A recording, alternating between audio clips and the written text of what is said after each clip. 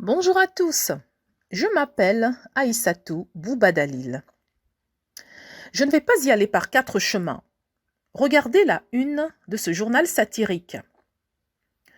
Ce genre d'artiste, dont la vulgarité poussée à son extrême, artiste des organes génitaux, qui souille la profession plus qu'il ne l'honore, ces artistes de la dépravation des mœurs, à la culotte légère, qui agressent les yeux de ceux qui ont en horreur un spectacle aussi désolant d'exhibition publique d'insanité que seuls ceux qui ont à cœur d'éloigner la jeunesse camerounaise des valeurs morales, devenues si rares au Cameroun, cette jeunesse qu'on célèbre demain, 11 février.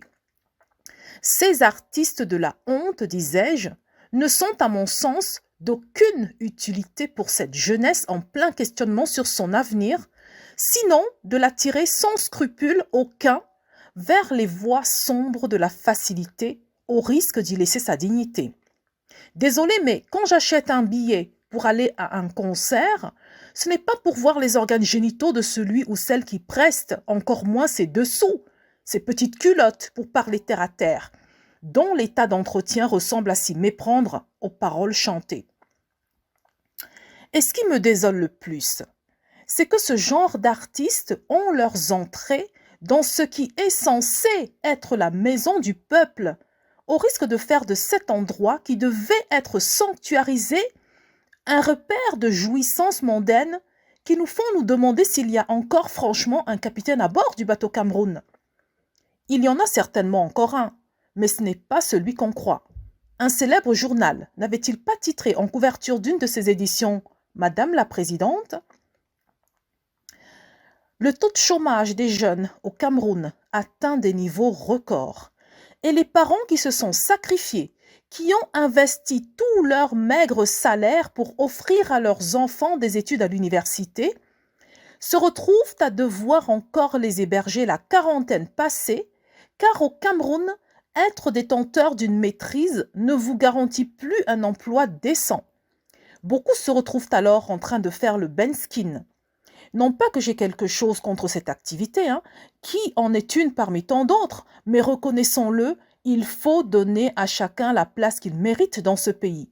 Et cela commence par mettre à la retraite toutes celles et ceux qui s'éternisent depuis de longues décennies à tous les hauts postes de la fonction publique, dans les ministères, à l'Assemblée nationale, au Sénat, pour laisser la place aux jeunes, aux idées neuves et fraîches. Ces jeunes qui ont encore assez d'énergie à donner à un pays qui en a tant besoin. Car, honnêtement, je ne vois pas comment peut-on dépoussiérer une administration qui a en son trio de tête des nonagénaires, dont les fonctions cérébrales se dégradent avec l'âge. Ce n'est pas une insulte, c'est physiologique. Nous allons tous y passer. Moi qui vous parle là, j'ai choqué le monde entier en révélant mes 50 ans, même si j'en parais 15 de moins.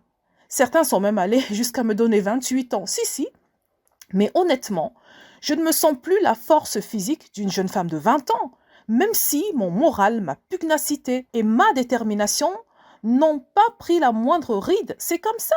Il faut accepter avoir fait son temps et partir, car s'accrocher désespérément au pouvoir, plus que de raison, donne le sentiment de l'avoir privatisé, d'en avoir fait une affaire personnelle, mais non, le Cameroun nous appartient à tous, et chacun d'entre nous qui écoute ce billet aujourd'hui a vocation à apporter sa part dans l'immense tâche qui consistera avec la jeunesse camerounaise à redonner au Cameroun toute sa grandeur. Merci.